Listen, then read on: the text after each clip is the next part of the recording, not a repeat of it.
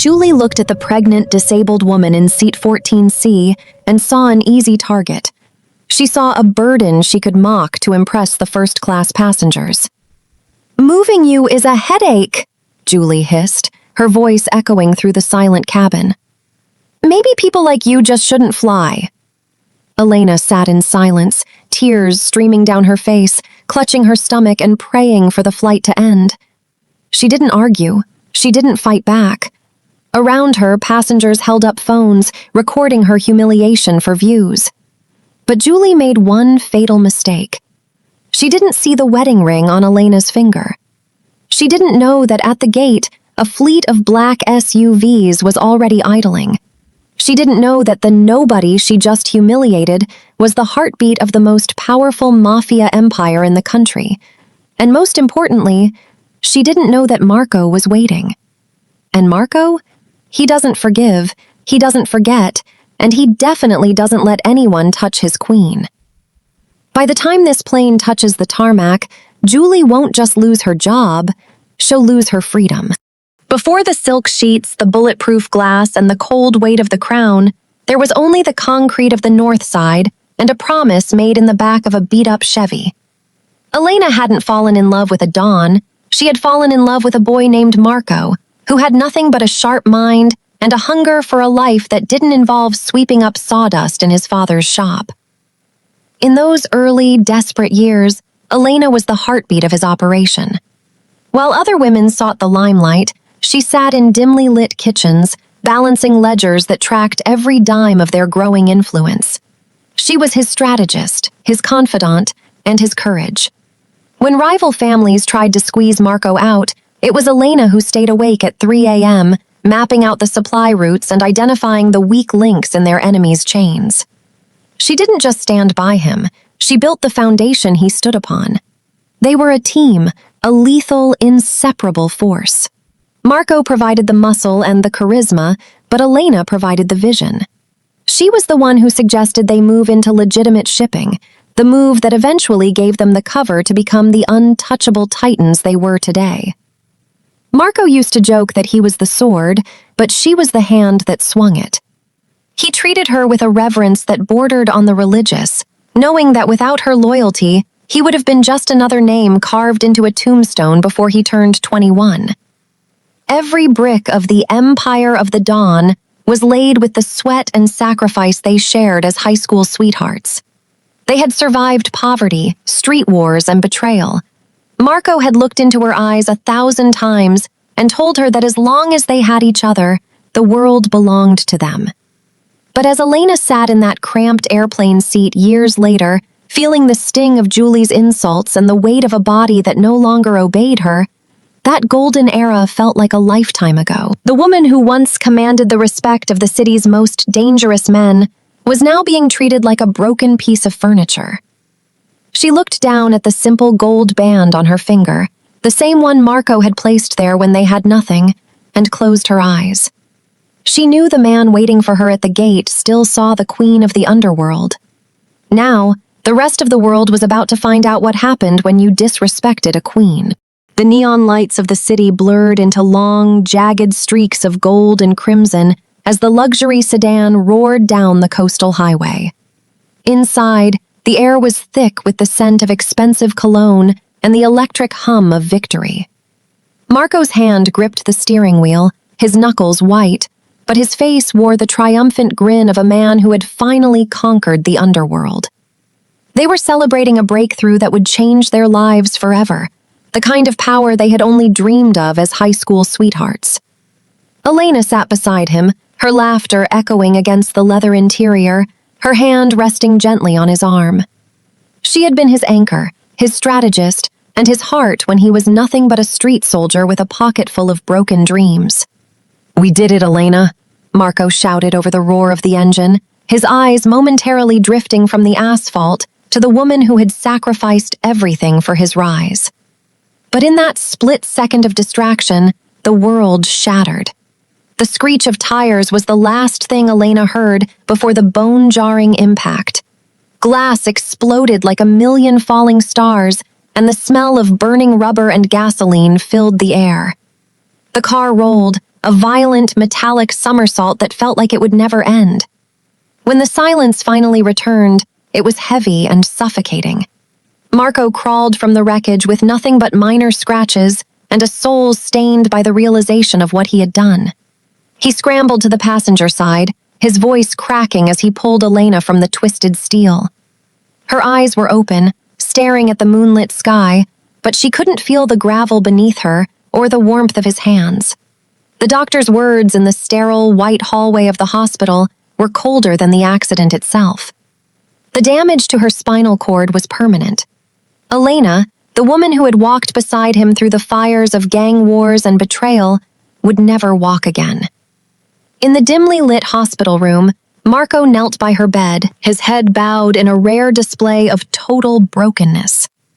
He took her lifeless hand in his and pressed it to his forehead.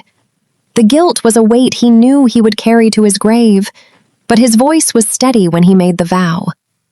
"I was the one driving, Elena," he whispered, his eyes burning with a dark, protective fire.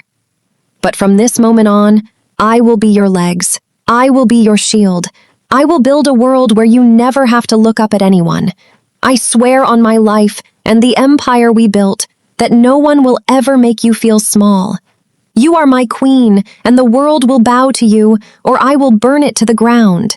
Elena sat in the crowded terminal, the fluorescent lights humming overhead like a migraine she couldn't shake. Since the accident, she had become an expert at a very specific type of magic, becoming invisible while being stared at.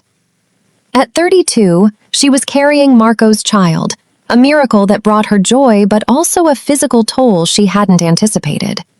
The weight she had gained from her forced immobility felt like a heavy cloak, and her blood pressure often spiked, leaving her ears ringing and her vision blurred. To the passing travelers, she wasn't the woman who had once balanced the ledgers of a multi-million-dollar empire, or the strategist who had saved Marco from his rivals a dozen times. To them, she was just a problem. She watched as a group of businessmen veered sharply to avoid her wheelchair, their faces twisting with a momentary flicker of annoyance, as if her presence was a deliberate obstacle in their fast-paced lives. "Can you move her to the side?"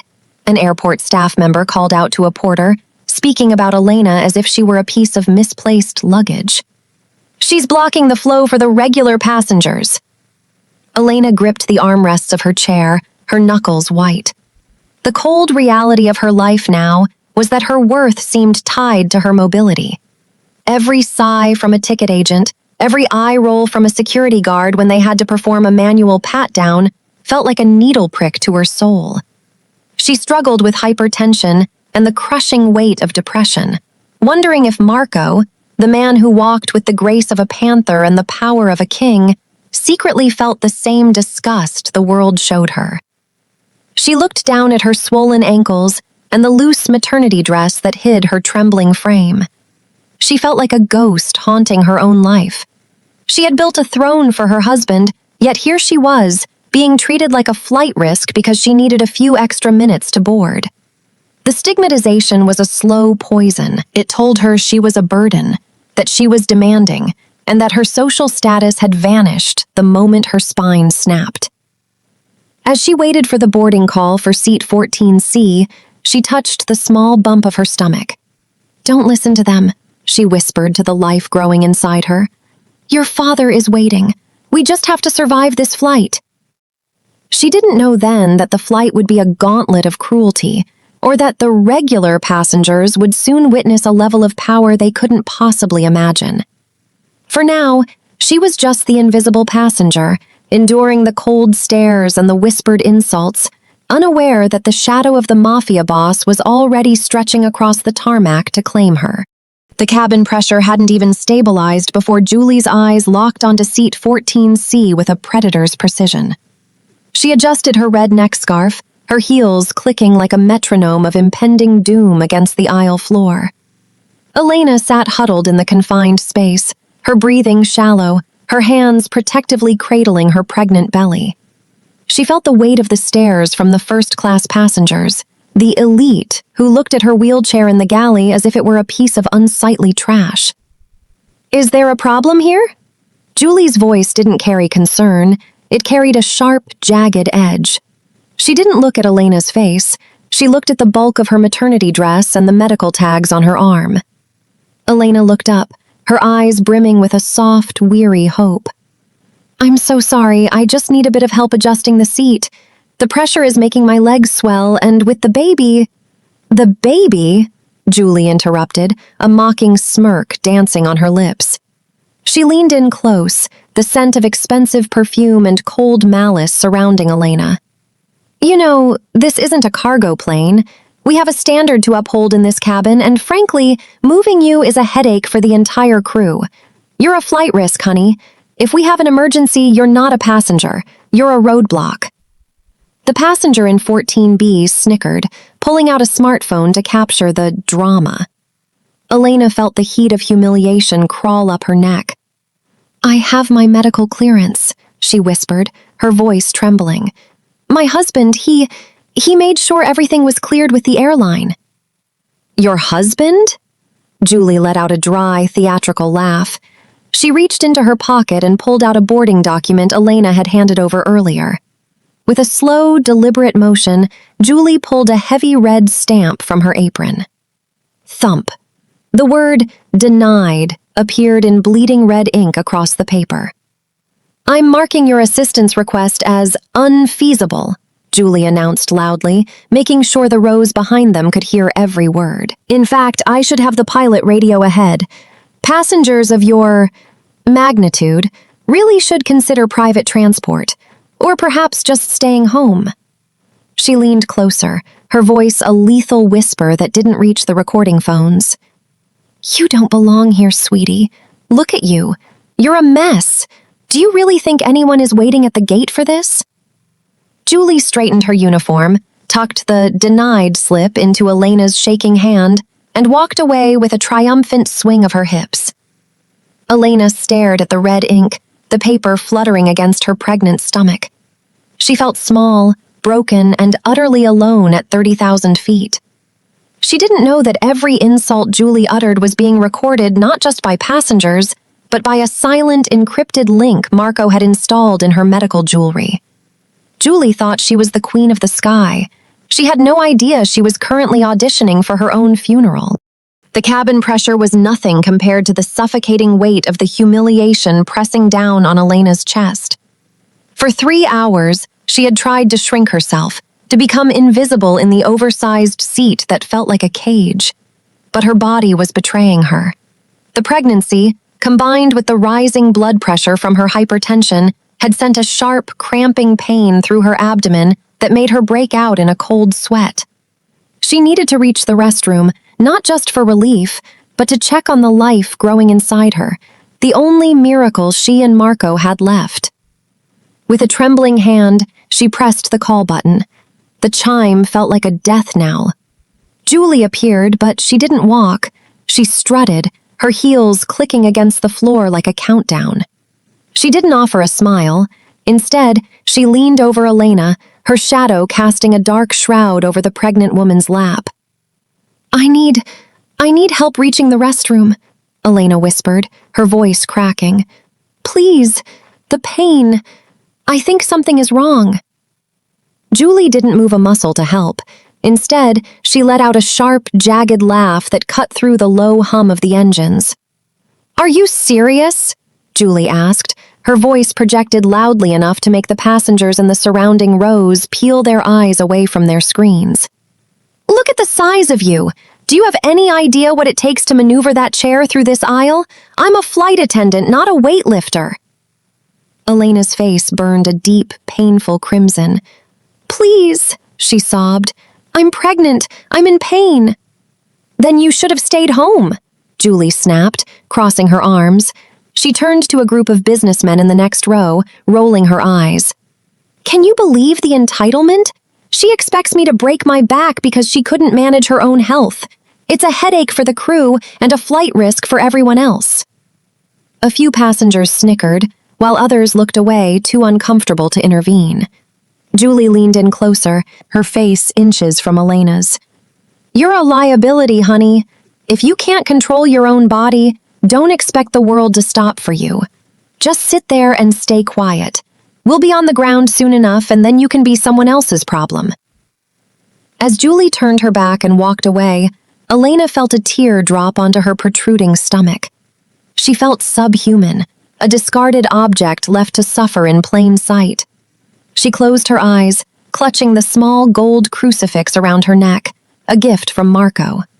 She whispered a prayer, not for herself, but for the woman who had no idea that the man waiting at the gate had already cleared the runway for a reckoning. As the pilot's voice crackled over the intercom announcing their descent, the cabin lights dimmed, casting a soft, deceptive glow over the rows of passengers. For most, it was the end of a long journey, but for Julie, it was the start of an opportunity. She stood in the galley, checking her reflection in the small, polished mirror. She meticulously smoothed her hair and reapplied a layer of bold red lipstick, making sure she looked every bit the high-status professional she believed herself to be. She had heard the whispers from the cockpit. A high-level VIP was waiting at the gate, someone with enough power to make or break careers. Julie straightened her scarf, a predatory smile touching her lips.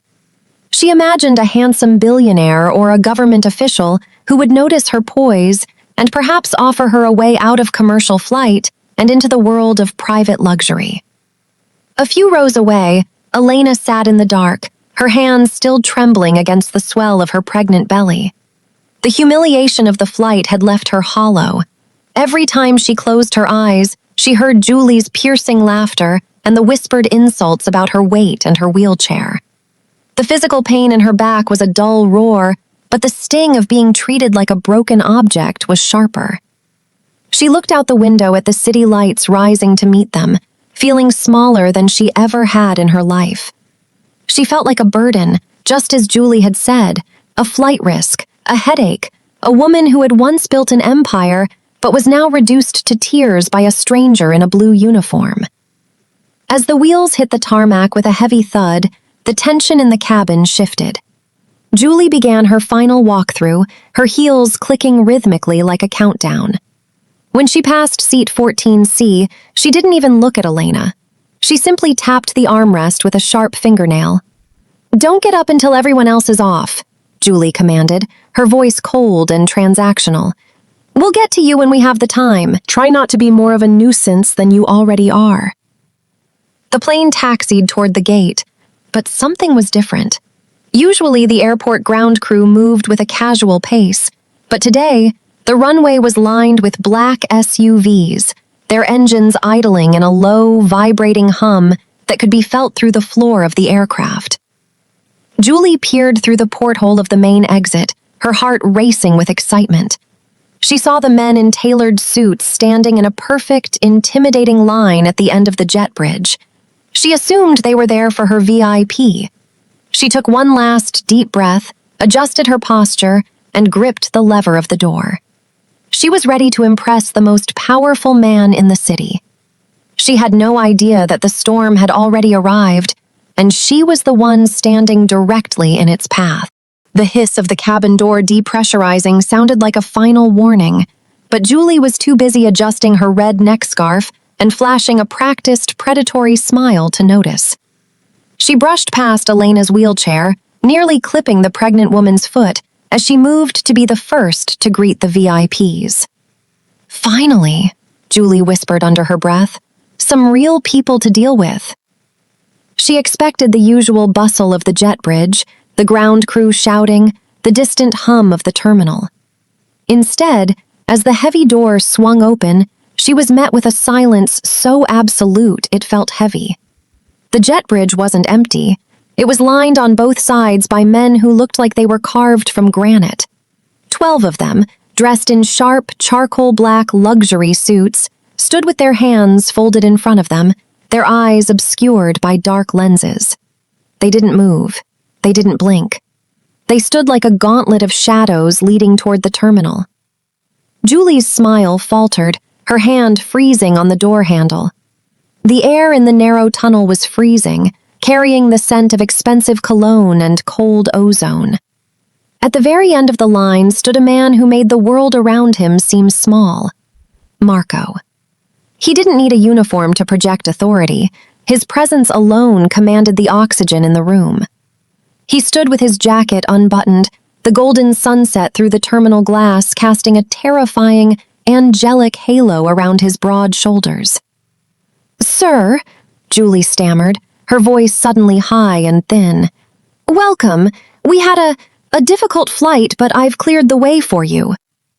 She took a step forward, hoping to distance herself from the burden in seat 14C. Marco didn't look at Julie. He didn't even acknowledge she was a living being. His gaze was fixed on the cabin door behind her. As the ground crew finally pushed Elena's wheelchair across the threshold, the shift in the room was violent. The 12 men in black simultaneously bowed their heads in a synchronized show of absolute deification. Julie watched, her blood turning to ice water, as the most intimidating man she had ever seen suddenly transformed. The coldness in Marco's eyes shattered, replaced by a raw, burning devotion. He pushed past Julie as if she were a piece of discarded trash, dropping to one knee on the dirty floor of the jet bridge.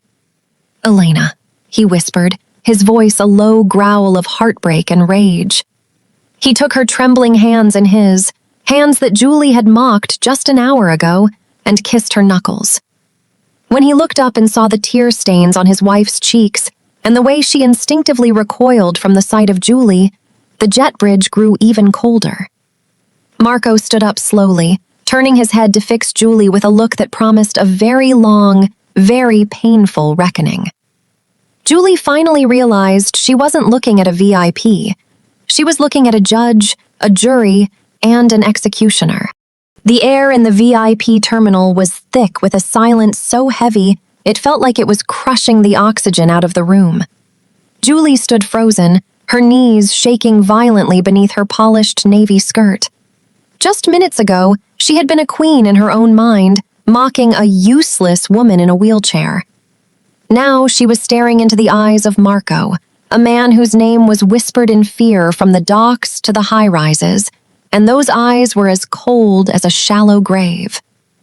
Marco didn't raise his voice. He didn't have to. He stood behind Elena's wheelchair, his large, scarred hands resting protectively on her shoulders, a stark contrast to the way Julie had handled her hours before.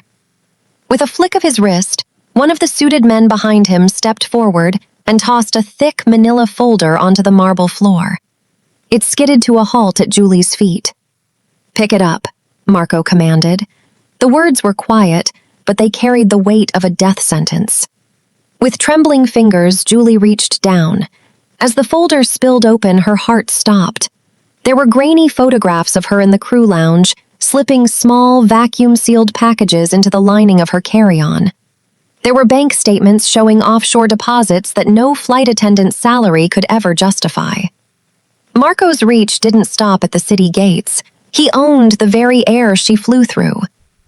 "You called my wife a headache, Julie," Marco said, stepping around the wheelchair to loom over her. The golden sunset caught the glint of his watch, a timepiece worth more than Julie would earn in a lifetime of smuggling. "You told her she was a flight risk, but looking at these files, it seems you're the risk. Smuggling narcotics through my ports? That's a very dangerous way to make a living."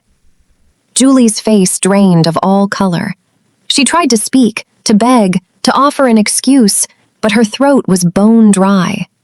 She looked at Elena, the woman she had publicly shamed, hoping for a shred of mercy, but Elena simply looked back with a calm, tired dignity. She wasn't seeking blood. She was witnessing justice. "I have 2 folders, Julie," Marco continued, his voice dropping to a lethal whisper. "The first goes to the federal authorities. You'll spend the next 25 years in a cell where no one cares about your social status. The second folder vanishes, but it comes with a price."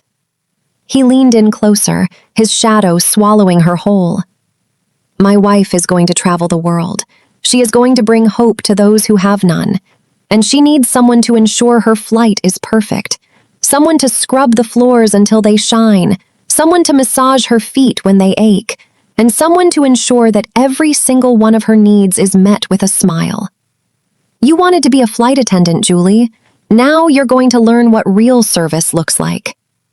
He gave her a cold, predatory smile. So, what will it be? The cold steel of a prison cell, or the life of a servant to the woman you thought was beneath you? The terminal didn't just go quiet, it became a vacuum of power where Marco's word was the only law that mattered. As Elena sat cradled in the luxury of his protective embrace, Marco didn't bother with petty threats or physical violence. He had something much more surgical in mind. With a single flick of his wrist, a sleek tablet was presented to him by one of his associates. While Julie stood trembling, her face pale and her knees buckling, Marco began the process of dismantling her entire world with the stroke of a digital pen. "You called my wife a liability," Marco said, his voice a low, vibrating hum that seemed to rattle the windows of the terminal. "You said she was a headache for your company, so I decided to remove the headache." Within minutes, the news broke across the industry. Marco hadn't just sued the airline, he had executed a hostile takeover of the parent corporation. The board of directors had been dissolved by a man who now owned the very wings Julie stood under. The pilot who had threatened to offload Elena was stripped of his wings before he could even exit the cockpit, his license blacklisted globally. But for Elena, Marco's vengeance wasn't just about destruction, it was about rebirth. With a gentle kiss to Elena's forehead, Marco announced the launch of the Elena Throne International Foundation. He didn't just write a check, he moved $100 million into a trust designed to do everything the world told Elena she couldn't do. It was a charity dedicated to orphans and accident victims across Africa and Asia, children who, like Elena, had been told their lives were over because of a tragedy. To ensure she could lead this mission with the dignity she deserved, a brand new Gulfstream G650 sat on the tarmac, customized to her every physical need. No more cramped seats, no more mocking stares, and no more begging for basic humanity. The era of Elena the victim was dead. In its place stood a woman who would travel the globe as a beacon of hope, backed by the unlimited resources of a man who loved her more than life itself. As the crowd watched in awe, the shift in the atmosphere was palpable. The nobody from seat 14C was now the most powerful philanthropist in the sky. As Marco began to lead her toward the exit, he spared one final, chilling glance at Julie, who was now being detained by his private security. The vengeance was complete, but the lesson was only just beginning. The hum of the Gulfstream G650's engines was a soft, rhythmic purr, a stark contrast to the rattling, cold cabin of the commercial flight that had nearly broken Elena's spirit only weeks prior. Inside the customized jet, the air smelled of fresh lilies and expensive leather. Elena reclined in a plush, cream-colored seat designed specifically to support her spine, her hands resting peacefully over her growing belly. For the first time in years, the weight of the world felt lighter. In the back of the cabin, the sound of rhythmic scrubbing broke the silence. Julie, stripped of her designer airline uniform and her arrogance, was on her hands and knees. She wore a plain gray domestic servant's outfit, her once manicured nails now jagged from hours of cleaning. She moved with a frantic, desperate energy, knowing that Marco's men were watching her every move. The drug smuggling ring she had been a part of was a death sentence. This life of service was the only mercy she had been granted, and it was a heavy one. "Julie," Elena said softly, her voice calm but carrying the undeniable weight of her new reality. Julie flinched, dropped her brush, and hurried forward. She didn't walk with the sway of a high-status attendant anymore. She moved with her head bowed. As she approached Elena's chair, she sank to the floor without being told. This was her new station. The woman she had once called a headache and a flight risk was now her entire world. With trembling hands, Julie took Elena's feet, which were swollen from the pregnancy and the flight's pressure, and began a slow, methodical massage. The irony was thick enough to choke her. Only weeks ago, Julie had looked down on this woman from the height of her pride, refusing her a simple hand to the restroom. Now, she was kneeling at her feet, tasked with ensuring Elena didn't feel a single moment of discomfort. Elena looked down at the top of Julie's head. There was no malice in Elena's eyes, only a quiet, grounded peace. "You told me once that people like me shouldn't fly, Julie," Elena remarked, her tone conversational yet piercing. Julie's hands shook as she applied the scented oil. "Now I've built a charity that will fly thousands of people just like me all over the world, and you will be there to make sure every one of them feels like royalty." Julie couldn't find the words to respond. She simply pressed harder into the massage, a silent, tearful acknowledgement of her fall. As the jet soared toward a village in Asia where Elena would open her first orphanage, the power dynamic was permanently sealed. The bully was now the servant, and the victim was now a queen, flying high above a world that would never be allowed to humiliate her again. In a world where you can be anything, Julie chose to be cruel. She thought power came from a uniform and a status. She was wrong. Power comes from loyalty, and justice always finds a way to land. Elena's story isn't just about revenge, it's about a woman who found her voice after the world tried to mute her. If you believe everyone deserves respect, no matter their circumstances, hit that like button right now. Subscribe to join our family for more stories of ultimate justice, and share this to remind the world that you never know who is waiting at the gate. Comment "Justice" below if you think Julie got exactly what she deserved. And don't forget to turn on post notifications so you never miss a moment of the Empire's rise. Thanks for watching, and remember, the Dawn is always watching.